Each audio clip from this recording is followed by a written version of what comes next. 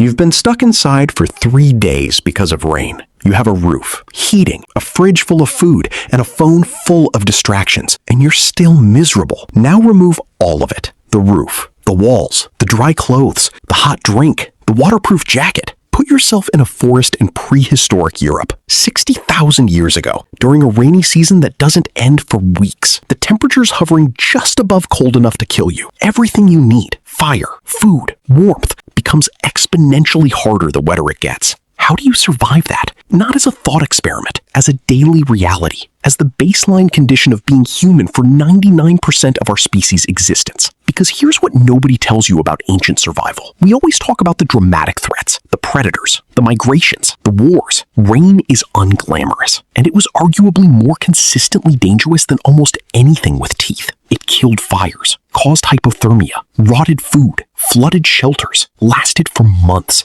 And ancient humans not only survived it, they thrived in some of the wettest, most brutal climates on the planet. They crossed rainforests. They survived Ice Age winters that would shut down a modern city. They figured out, without textbooks or Gore-Tex, how to keep a species alive in conditions that would end most modern humans within days. Here's how. Start with the most immediate problem rain actually creates. Not drowning. The real killer is heat loss. Water conducts heat away from the human body roughly 25 times faster than air.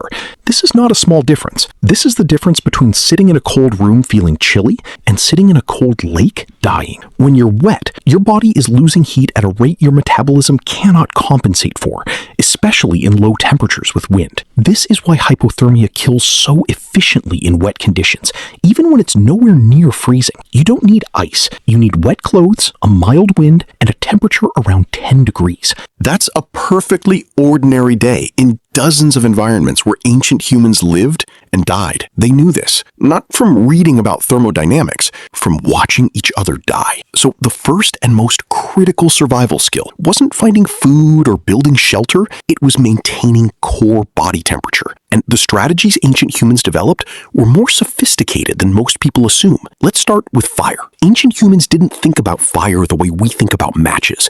They thought about fire the way we think about electricity, as infrastructure, something you maintain continuously, not something you make when you need it. Because starting fire from scratch in wet conditions without modern tools is one of the hardest things a human being can do with bare hands. And a dead fire in a hypothermic situation isn't an inconvenience, it's a death sentence written in wet ash. Carrying fire was a practice skill across virtually every ancient culture ever studied. Embers wrapped in slow-burning organic material, damp moss, fungus, bark from specific trees, could be carried for hours while traveling. Archaeological evidence from sites across Europe shows hearths that burned continuously for years. Not repeatedly, continuously. Maintained, fed, protected, like a living thing. Which meant someone's job in bad weather was exclusively to keep the fire alive. Not hunt, not forage, sit with the fire, shield it, feed it. This is one of the earliest divisions of labor we can infer from the archaeological record. Before anyone specialized in tools or hunting or medicine, someone specialized in fire. Now, fire needs shelter to survive in heavy rain, and ancient humans were not the cave dwellers of popular imagination. The cave-dwelling image is mostly an artifact of preservation bias. Caves are where evidence survives, so that's where archaeologists look, and that's what we conclude ancient humans were doing. But caves are rare, cold,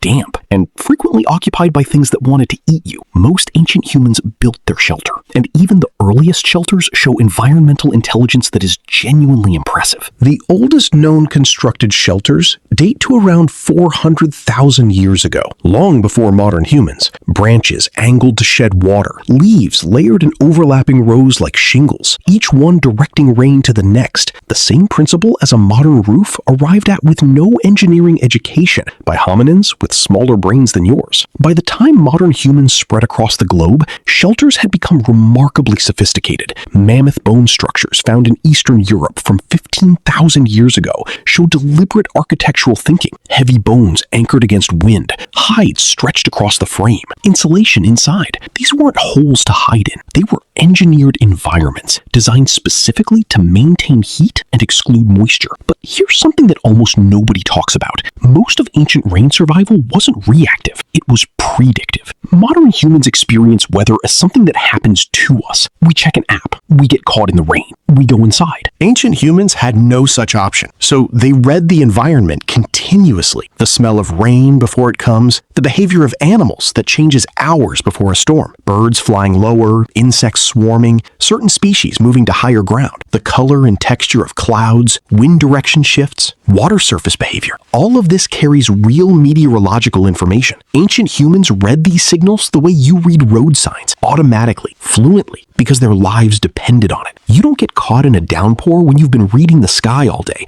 and you have 3 hours of daylight to find high ground and build a rain cover before the first drop falls. And then there's the dimension of rain survival nobody ever discusses, the social one. Surviving rain alone is hard. Surviving rain as a group is manageable. Shared body heat is a real survival mechanism, not just comfort. A group of humans huddled together under a rain cover generates and retains heat collectively in a way individuals simply cannot. The person on the outside is colder than the person in the middle. Ancient humans knew this. Sleeping in cold, wet conditions was communal, dense, and completely pragmatic. Privacy is a warm weather luxury. The group also functioned as a knowledge system. Everything that worked, the fire carrying technique, the hide waterproofing method, the specific trees whose bark burned slow enough to carry embers, none of it was reinvented by each generation. It was taught, passed from older individuals to younger ones through direct instruction and observation, which is why the death of an experienced elder in an ancient group wasn't just a social event. It was a survival event. The accumulated knowledge of how to survive your specific environment